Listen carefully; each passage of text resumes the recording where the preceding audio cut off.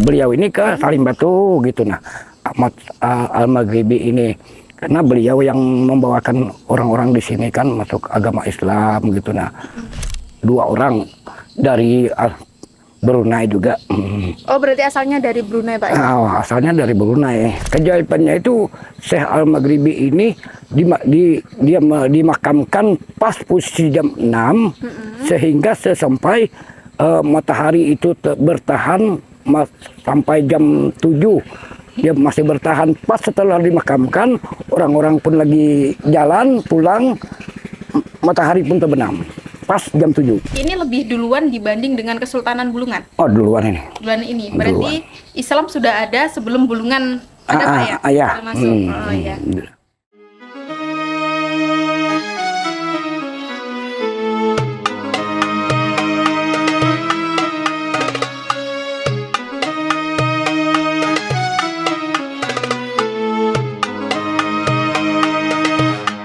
Assalamualaikum warahmatullahi wabarakatuh. Selamat pagi Tribuners, marhaban dan ya Ramadan.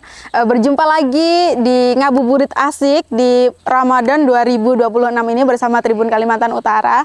Nah, di sini kita akan sedikit mengulik terkait dengan sejarah masuknya Islam yang ada di Bumi Tenguyun. Nah, kita saat ini sudah berada di makam keramat Syed Ahmad Al-Maghribi, salah satu ulama yang katanya menjadi salah satu pembawa agama Islam, penyiar agama Islam di Bumi Tenguyun ini. Nah, di sini saya juga sudah bersama dengan Bapak Aping selaku dengan pengurus dari makam Syed Al-Maghribi ini. Jadi kita akan berbincang-bincang bagaimana sih kisah dari Syekh Ahmad Al-Maghribi ini dalam menyiarkan agama Islam di Bumi Tenguyun ini, Tribuners. Yuk, ikuti terus.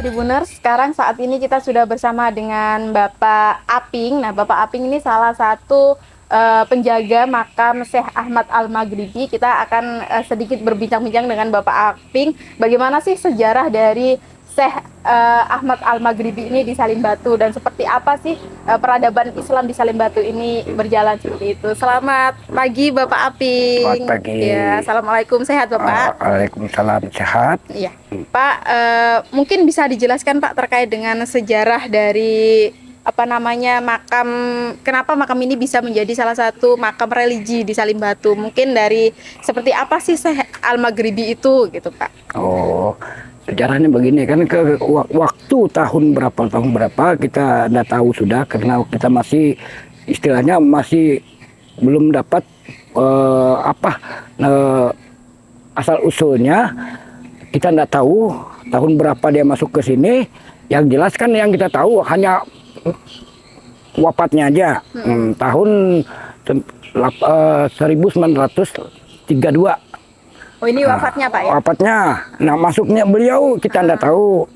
Bahkan orang Salim Batu di sini tidak ada mengingatkan permulaannya masuk beliau ke Salim Batu. Yang kita tahu hanya sejarah dia memasukkan agama Islam ke Salim Batu. Seperti itu. Seperti nah, itu sejarahnya seperti apa Pak? Beliau itu bisa masuk ke Salim Batu ini gitu? Karena saya dengar sejarahnya beliau ini, cuma dorang banyak memang, dorang ini kalau tidak salah 12 orang semuanya, karena dorang berpencar sehingga beliau ini ke Salim Batu gitu. Nah, Ahmad Al-Maghribi ini karena beliau yang membawakan orang-orang di sini kan masuk agama Islam gitu. Nah, setelah sampai teman-temannya ini kan istilahnya 2 orang dari Brunei juga. Oh, berarti asalnya dari Brunei Pak ya? Asalnya dari Brunei. Kalau saya lihatannya itu kan sejarahnya itu sekarang. Pak, apa sih yang menjadi karomah dari Syekh Ahmad Al-Maghribi ini? Pasti namanya awalnya kalau saya baca itu belum ada Maghribinya Pak ya? Iya, memang. Nah, itu seperti apa Pak ceritanya? Karena beliau ini kan memang awalnya namanya itu Ahmad aja. Nah, karena beliau ini ya pengaruhnya besar di Salim Batu ini, boleh dikatakan diangkat menjadi Syekh Al-Maghribi gitu nah.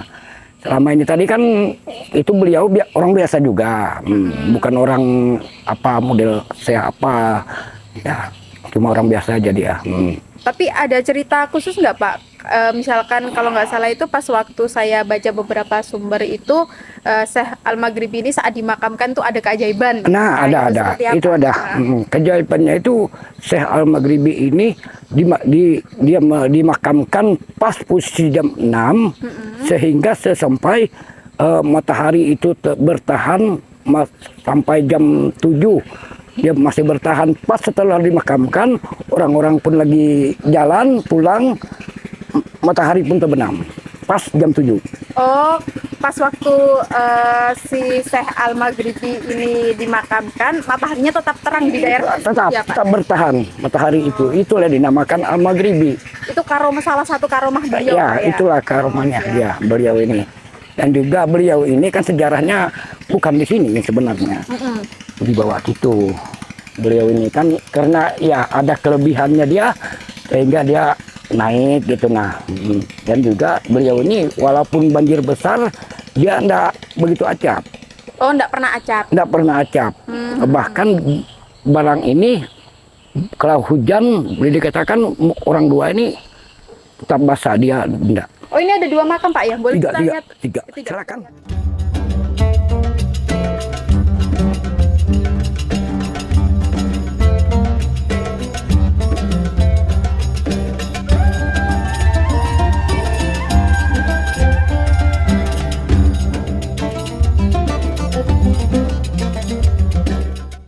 Bisa dijelaskan Pak, ini tidak hanya Syekh Al-Maghribi ya Pak ya, ternyata ya ada 3 ya Pak ya? Ya. Nah, yang Syekh Al-Maghribi yang mana yang ini?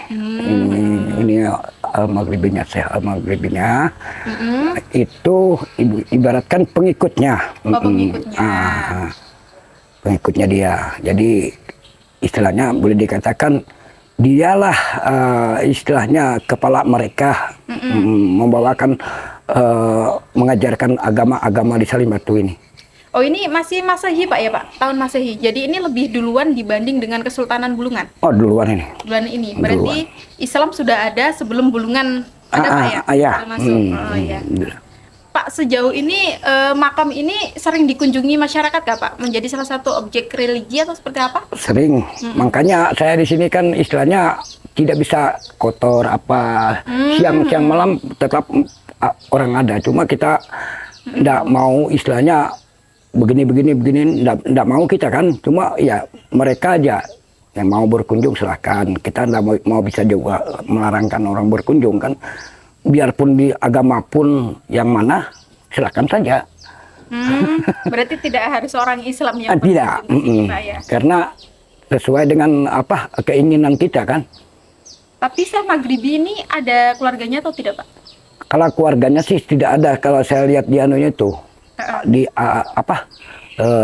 asal usulnya. Kalau anaknya ada, saya lihat itu ada anaknya 2. Nah cuma kita tahu posisi anak itu di mana sekarang. Berarti tidak dimakamkan di sini. Tidak dimakamkan, beliau aja dimakamkan. Pak, ini terkait dengan kondisi makamnya ini berapa kali sih Pak dilakukan renovasi gitu, atau dari awal memang sudah seperti ini? Nah ini awalnya kan bukan begini sebenarnya, karena ya boleh dikatakan ya namanya sekarang kan modern. Nah kalau yang dulu kan memang ini aja sendiri. Oh ini? Ini aja. Oh ini nisannya Pak ya? Itu dari dulu nisannya itu.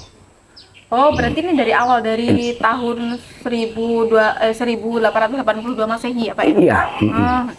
Tapi untuk posisi makamnya memang sudah di atas ini? Enggak.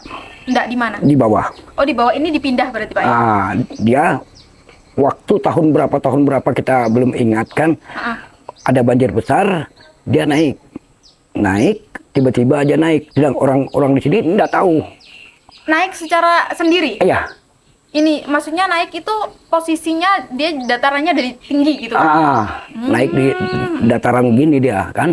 Karena apa, di sana itu kan di bawah. Karena banjir dia naik. Ya Tribuners, ini di sebelah kiri kita ini adalah makam dari Syekh Al-Maghribi.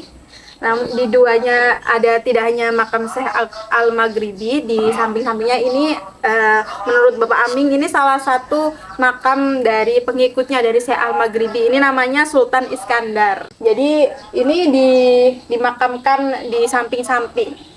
Ini menjadi salah satu bukti bahwasanya penyebaran agama Islam di Bulungan itu memang sudah ada sebelum Kesultanan Bulungan itu masuk, Tribuners. Kalau ini Syekh Al-Juri. Ini juga salah satu pengikutnya dari Syekh Al-Maghribi. Apa ini, Pak? Qasidah Salam Ziarah. Ya, ini kan istilahnya kalau orang mau berjarah kan yang jelas dibacakan dulu ini. Oh. Nah, sudah ini dibacakan baru bermohon kepada beliau kan. Tapi sejauh ini Pak yang datang berkunjung ini siapa saja, Pak? Bahkan Pak Gubnya datang. Pokoknya dari jauh-jauh datang semua. Berarti tidak hanya dari daerah Salim Batu, Pak? Tidak. Sudah sering. Bahkan dari Bali sana pernah. Oh, dari Bali pernah berkunjung di sini. Begini. Pokoknya gimana ya mereka tahu sejarahnya tuh, Pak? Ya mungkin orang lihat kan sekarang kan di di Google lihat kan. Karena ini kan menyebar sudah sampai ke luar negeri sana kan. Jadi mereka tuh lihatnya di sini, oh di sini. Bahkan orang tidak tahu datang di sini sama sekali tidak tahu makamnya di sini di Salim Batu nih, tiba-tiba jalan minta pertolongan dari mereka di Tanjung Selor bawa ke sini. Pak, biasanya ada prosesi khusus nggak, Pak? Misalkan bagi para peziarah yang datang, misalkan harus berwudu dulu atau seperti apa gitu, atau tidak boleh apa gitu? Oh enggak. Berarti... Karena terserah aja kan, mau berwudu silakan, mau tidak berwudu silakan, sama aja. Karena di sini kan istilahnya biarpun istilahnya orang enggak Muslim masuk ke sini tidak masalah. Nah, jadi berwudu tidak masalah. Tapi sebaiknya kalau kita orang Muslim ini berwudu ya oke aja. Selain makam nih Pak, adakah biasanya kalau di tempat-tempat makam keramat atau apa itu ada air sucinya atau apa, di sini ada? Nah, cuma itu aja saya gunakan profil itu untuk berwudu. Kalau untuk mencuci apa segala tidak ada, cuma untuk berwudu aja. Oh, berarti cuma satu-satunya peninggalannya makam. Itu aja, karena profil ini kan boleh dikatakan sumbangan orang ada hajatnya juga. Kalau kesini ini berbayar nggak Pak? Gratis? Enggak. Gratis ya? Gratis saja. Tapi dulu pas waktu Bapak pernah dengar nggak sih ceritanya pas waktu beliau ini menyiarkan agama di sini, seperti apa tantangannya beliau gitu? Apakah langsung direspon positif sama masyarakat atau sempat ditolak mungkin? Kalau saya dengar infonya beliau ini tidak ada penolakan, langsung aja orang Salim Batu ini mengikutkan sarannya dia. Dulu sebelum beliau datang untuk menyiarkan agama Islam, apa sih Pak agama mayoritas di Salim Batu? Ya, orang-orang zaman dulu. Iya, zaman dulu itulah mayoritasnya agamanya kayak sama hal aja sama orang pedalaman gitu nah. Oh, jadi tidak mengenal Tuhan. Gitu nah. Terus diberikan pencerahan oleh beliau ini ya. Iya. Jadi beliau ini begitu datang dan beliau ini mau membawakan agama Islam di sini. Tidak ada penolakan juga kan.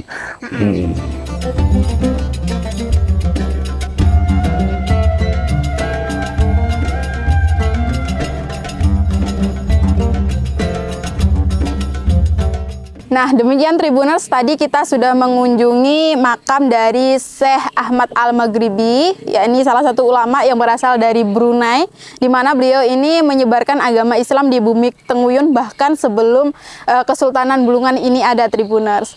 Nah, berdasarkan penelitian yang ada, beliau ini dinyatakan wafat pada tahun 1883 Masehi. Nah, demikian Tribuners mungkin ngabuburit asik kita pada Ramadan hari ini. Sampai berjumpa di program selanjutnya bersama kita Tribun Kalimantan Utara. Bye-bye. Download Tribun X sekarang. Menghadirkan lokal menjadi Indonesia.